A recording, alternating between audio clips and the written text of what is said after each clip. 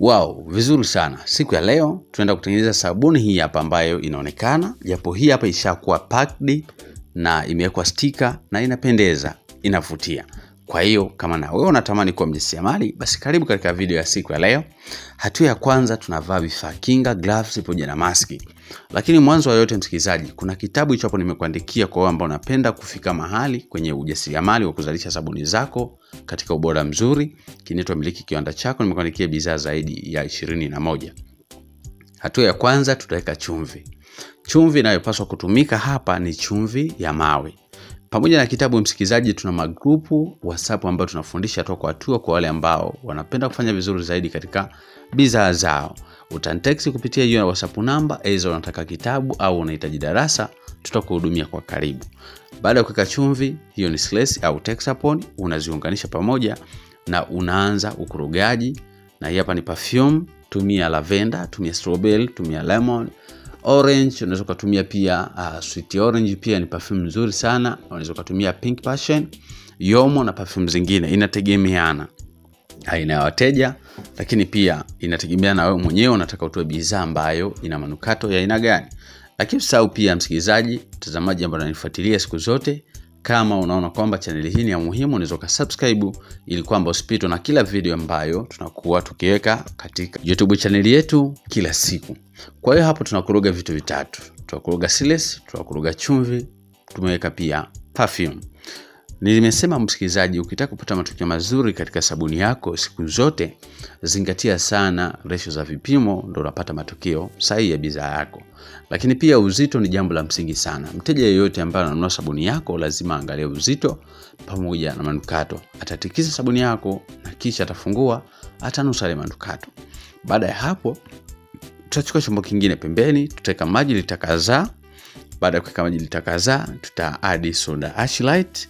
Baada ya soda ash light, basi tutaweka na sulfonic acid. Kumbuka kwamba kwa nini tunaweka hivi hapa. Formula hii ni nzuri. Ukitumia formula hii, basi utaepukana na yale matokeo ya kutoka sabuni yako baada ya muda inajigawanya au inajikata. Kwa hiyo tumia formula hii. Ninakusii kwa wewe ambao unataka kufika mbali zaidi, mwalimu mimi nataka kujifunza, mwalimu ninahitaji nakala ya kitabu, basi itakuwa vizuri zaidi ukanitext kupitia WhatsApp. Hata usipopiga hizo namba muda wote ziko online WhatsApp, nitakuhudumia kwa wepesi zaidi. Na kwa wewe yamkini ambayo unatengeneza sabuni na unapata changamoto mbalimbali, sabuni inatoka labda inakatika, ni nyepesi, unaweza ukanitext WhatsApp na nikaweza kukusaidia kwa urahisi zaidi kuliko ukipiga simu.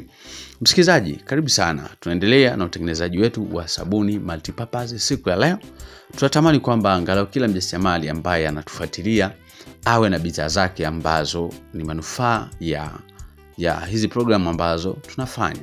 Baada ya hapo tunachukua ile sulfonic acid pamoja na soda ash, tunaunganisha kwenye ule mkorogo mkubwa ambao ndani yake ulikuwa na chumvi pamoja na silice. Baada ya hapo tunaendelea na ukurugaji, na kumbuka kwamba nimekuambia ukurugaji ni kuelekea upande mmoja.